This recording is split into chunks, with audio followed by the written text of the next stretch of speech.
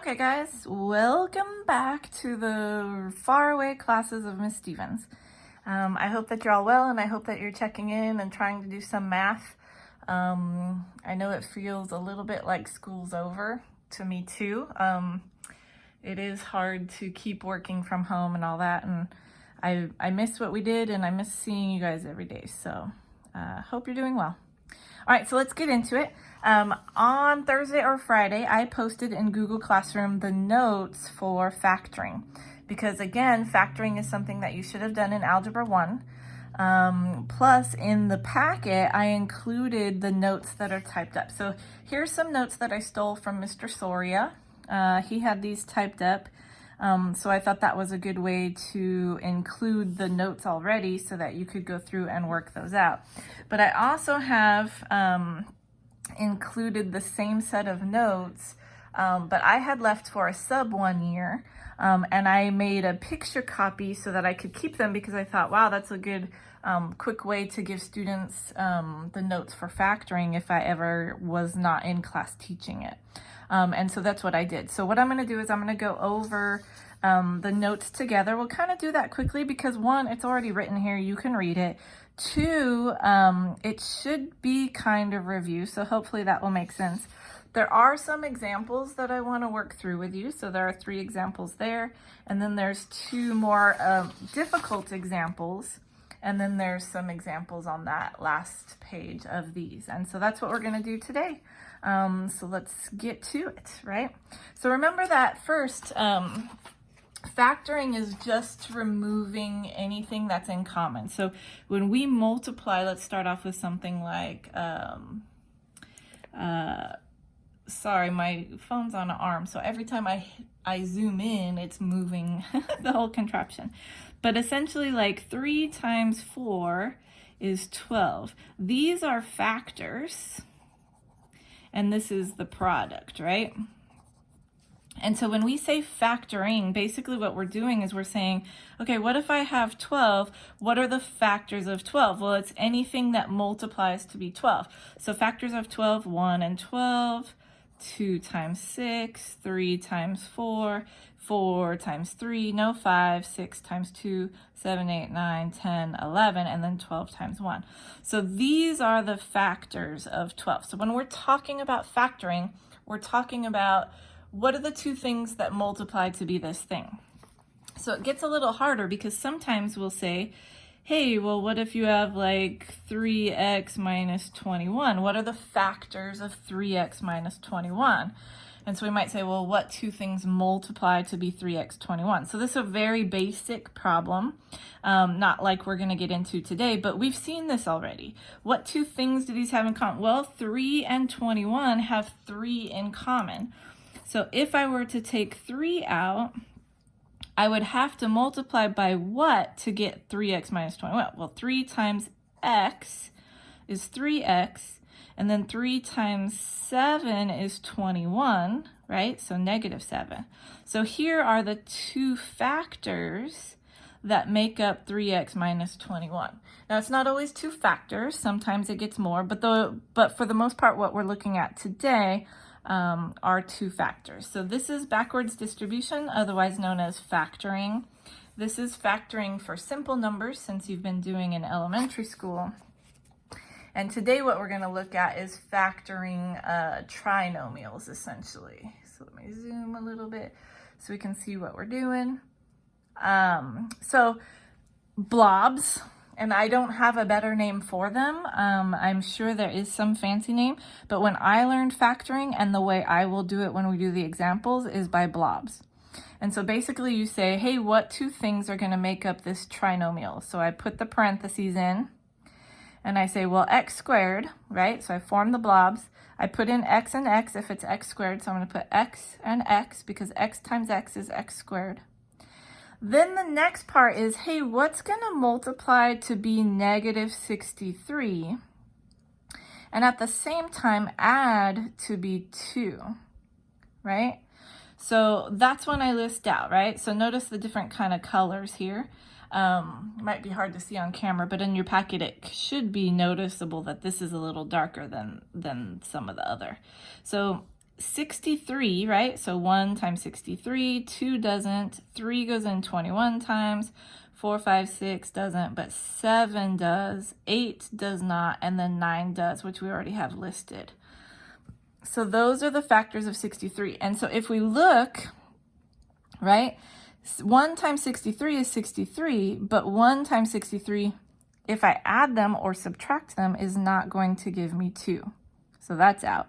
Same, 3 times 21 is 63, but 3 and 21, if I add them, I'm going to get 24. If I subtract them, I'm going to get 18. So again, not true.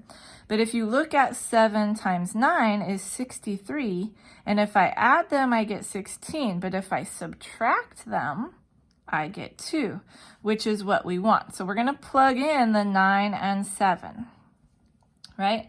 And then we're going to look at the last sign, right?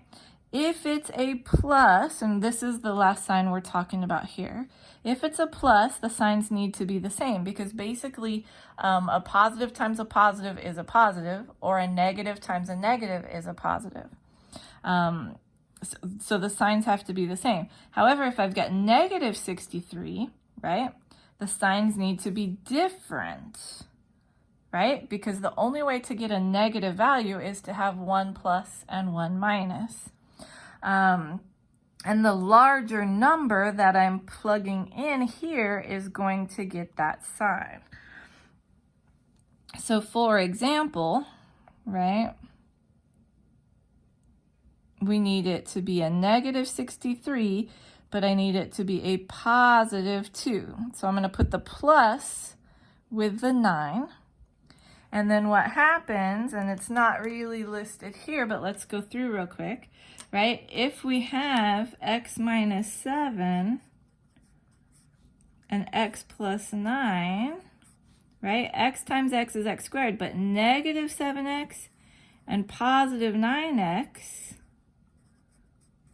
right? When I add them, I get 2x, which is what we want. So that's the missing part there. That's what we're looking for. So if we multiply it out here, that's what I did. X times 9, negative 7x, negative 63. And then we add the like terms and we get it. So you always want to check, right? Make sure we're checking. Right? Make sure we're checking. All right, so I bet that didn't make any sense at all, but that's okay. You'll get to see with the examples. The diamond method. So if you liked the diamond method, you could use the diamond method to set up the multiplication essentially. The product goes on top, right? What are you looking for? We're looking for negative 18. What does it need to add to? Negative 3, right? And then you just play essentially like this. You're playing with all of the different combinations of the factors to get that to work out. And so you notice negative 6 and positive 3 will work. Place that into the blobs, multiply it out to check, and that's the case, right? So that's what's here. Multiply to be negative 18 on top, add to be negative 3 on the bottom. You find the two values that work, and then you write the blobs and multiply. The last method here is the box method. And again, the box method is used to multiply, right? So you place in the x squared and the negative 42, right? You can use the diamond to help figure out what the two factors need to be. You can list out, like we did in the blob method, what the factors are, so we know what they're going to be. So set up the box, place the end values, use the diamond to find the missing values, pull out any common factors. So for example, right, x and 6x have an x in common. 7x and negative 42 have a negative 7 in common. Right, x squared and 7x have an x in common. 6x and negative 42 have the 6 in common. So you take those out to get your two sides there. Right, x plus 6, x minus 7, you multiply it to check it and make sure it's right. So they're all doing the same thing. It is just a way to organize your brain, like we've done all year, right? That's the different things about math. It's just the different ways we see the patterns. You choose what works best for you. But when I do them, I'm going to use the blob method. I didn't leave myself a lot of room here, but let's go through. So I am going to use the blob method because that's the way I learned, and so that's the way my brain wraps around these problems. The first thing we're going to do, let me look at the steps here. First thing we're going to do is we want to form the blobs, right? So I'm going to say, okay, it is an x squared, so that means it's going to be x times x is x squared. And then I've got 36 as the number that I want to multiply to. So I'm going to list out 36. 1 times 36, let's see, 2 and 18, 3 and 12, 4 and 9, 5, no, 6 and 6. So I'm going to list out all of the factors for 36. And what I want to think about are which two, if I add or subtract them, is going to give me 5. So if I add these, I'm going to get 33. If I subtract them, I get 31. So that's not good. If I add, I get 20. If I subtract, I get 16. Still too high. If I add, I get 15. If I subtract, I get 9. So we're getting closer, but that's not right. If I add, I get 13. If I subtract, I get 5. Ooh. If I add, I get 12. If I subtract, I get 0. So it's got to be 4 and 9. Does not matter where you place them, right? You could have put 9 and 4. Does not matter. What matters now, though, is when I multiply, right? Remember that these are what are being multiplied. And so I've got 4x here, and I've got 9x here. How am I going to take these two and get -5? They have to add up to -5, right? So I don't want to put 9 minus 4 because that's 5. So I want to put -9 plus 4 would be -5, true? That means -9x. That means my minus is going to go here, and my plus is going to go there. And I didn't really leave myself space to check, but we can do it in our heads, right? X is x squared. -9x plus 4x is what we just did. +4, -9 is -36. And so those are our two factors. That is our answer. I hope that made a little bit more sense. Let's try another one, right? So I'm going to place the blobs. Again, it's x and x because it's just an x squared. That's going to change here in a minute when we look at that. 9 is 1 times 9 or 3 times 3. Those are our only options, right? So if I place 1 and 9, if I add them, I get 10. If I subtract, I get 8. And we're looking for -3. If I add them, I get 6. If I subtract, I get 0. Ooh, so this one is what, right? If there are no factors, right, then this cannot be factored, right? And that's a possibility. We will solve these a different way next week. There is a way to find the two values. It just means that they're not pretty. All right, so let's try one more. Or let's box our answer there so that you can see it. So x squared again, so we're going to set up our blobs. X and x. 12 is the number we're working with sometime, or this time. You don't have to list these out. Some people can do this in their head, and that's what shortens it up. I write them out while I'm showing you how to do it, but I don't usually write them all out either. So let's see, 1 and 12, 2 times 6, 3 times 4, and then 4. So we've got them all. I want to add to 4, right? So 1 and 12 is 13. Subtract 1's 11. 2 and 6 is 8. If I subtract them, though, I get 4. So that's a good one. 4 and 3 is 7. If I add, if I subtract, I get 1. So that's not right. It's got to be 6 and 2. Again, it does not matter where you place them because what we're looking for is the 6 and the 2. So we've got 6x and you've got 2x. How do I make a positive 4x from those two values, right? It means it's got to be positive 6 and negative 2, right? So positive 6 and negative 2. And so that becomes our answer. In the notes, I say that the bigger number has to get the sign that we want here. And that is a different way to look at it. This is the reasoning behind. So notice we wanted positive 4. The 6 is bigger, so it got the positive, right? If you look at this one, the 4 and the 9, which number was bigger?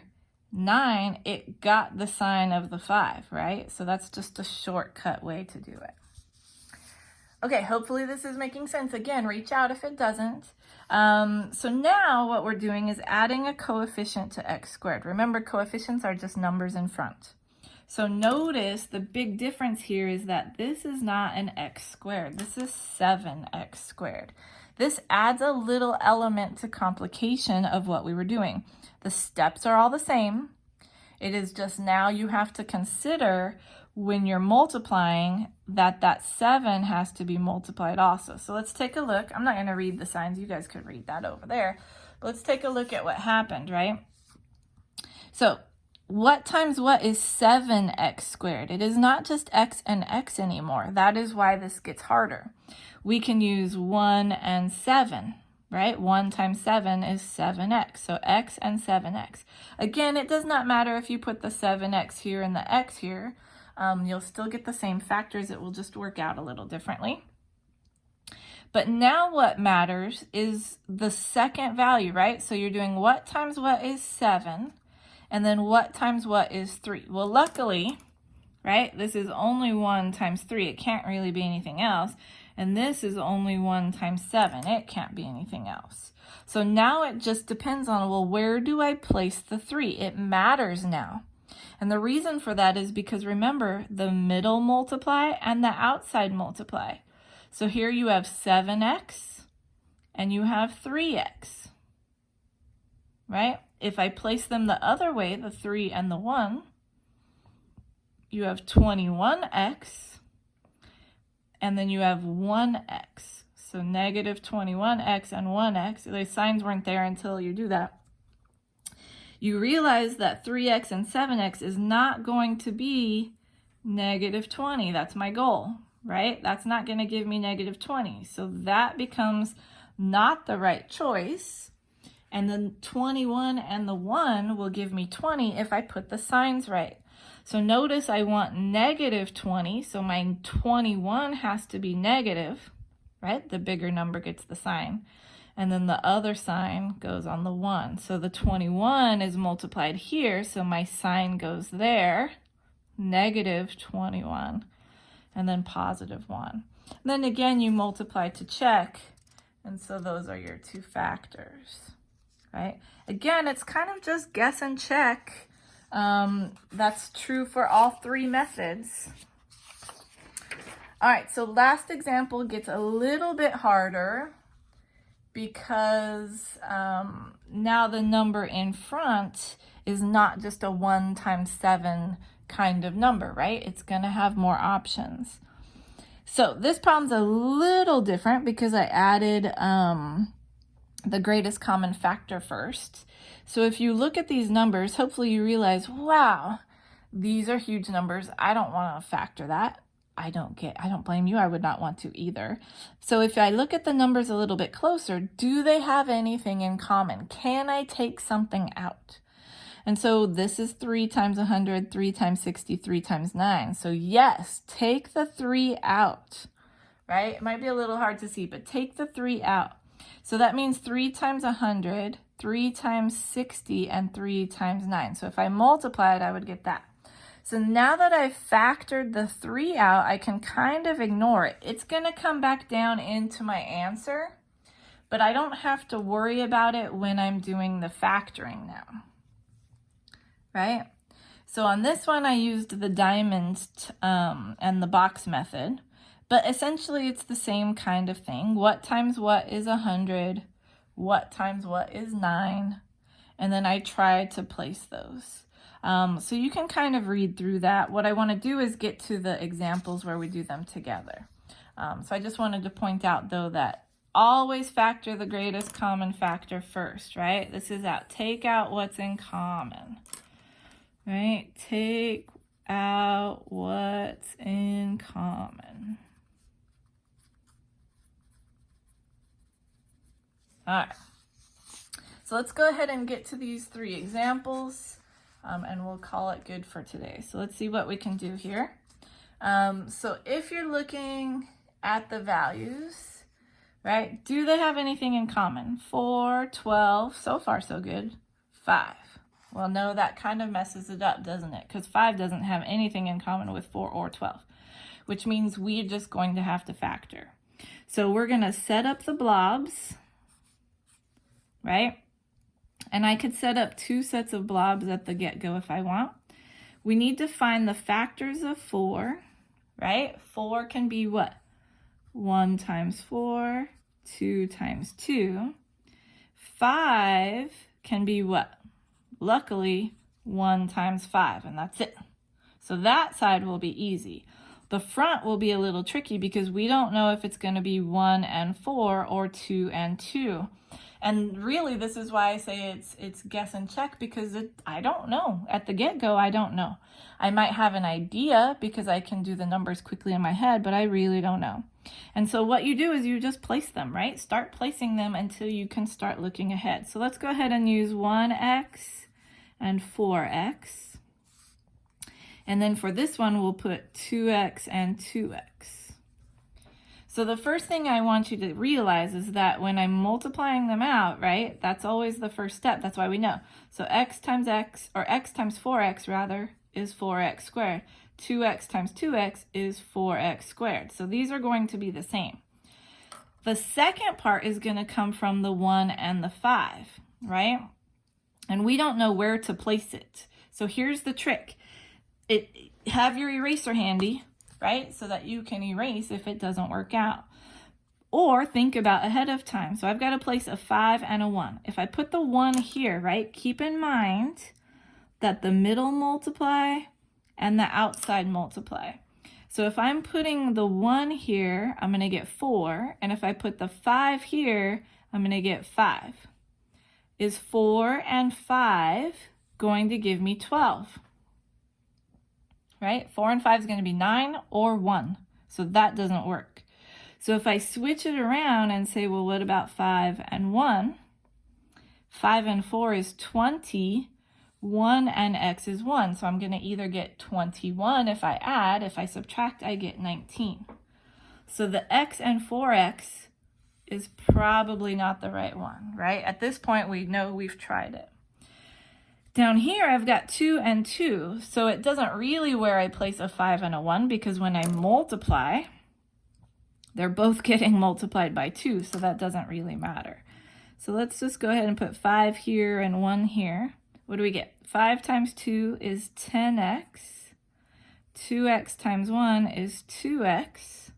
10x and 2x, that is what I need to get 12, right? Remember, the whole point is to get positive 12.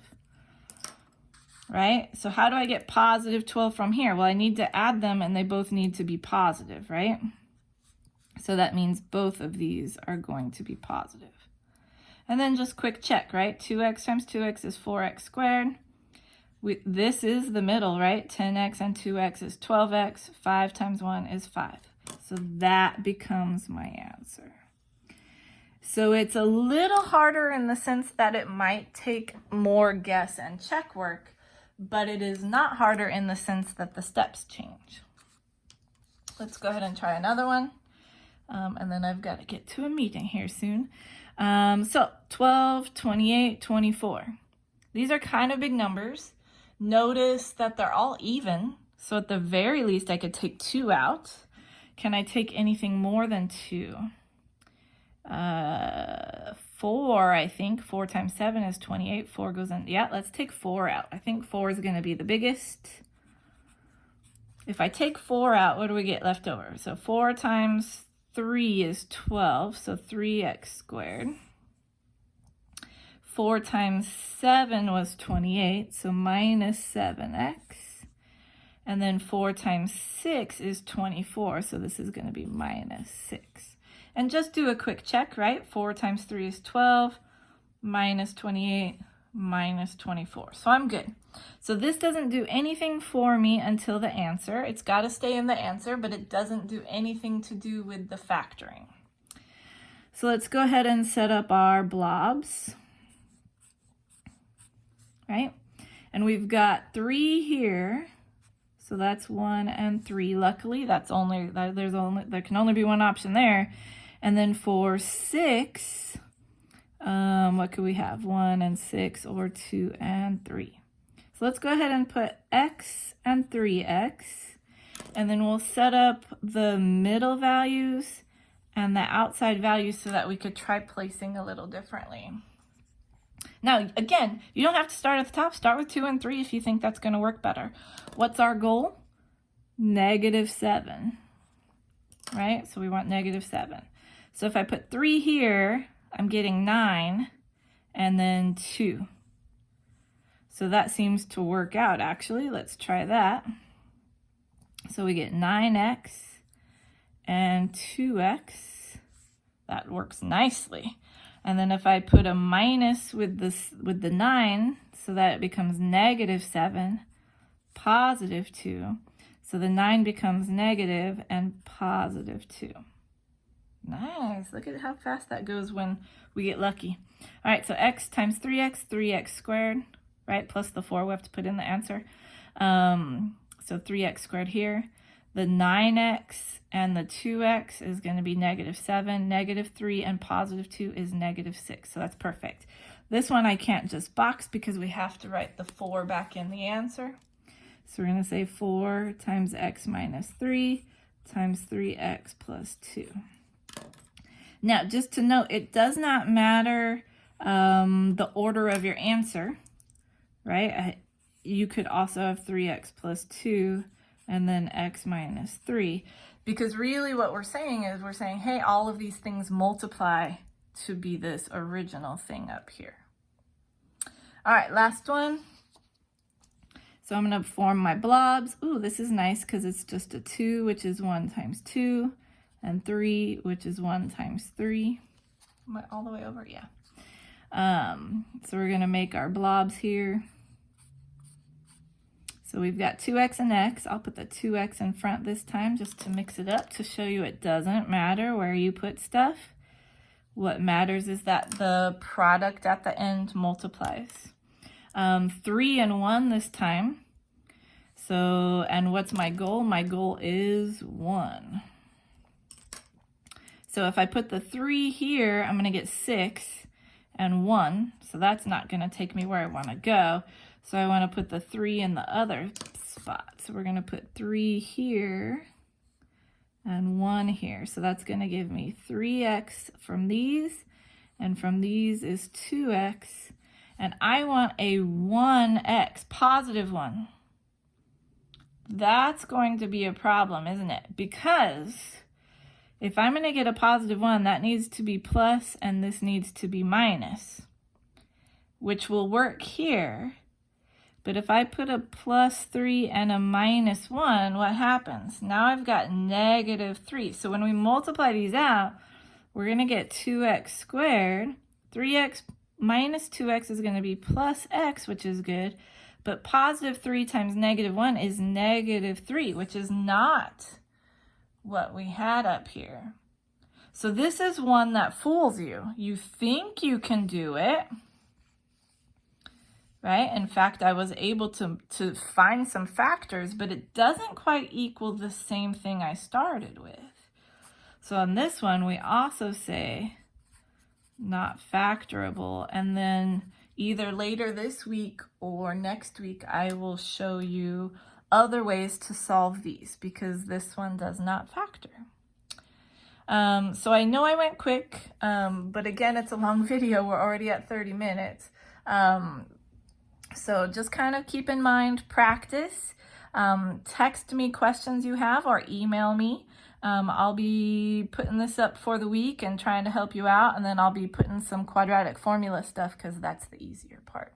So good luck with this, you guys. Do the best you can. Again, ask questions when you have them, and have a good day. Bye.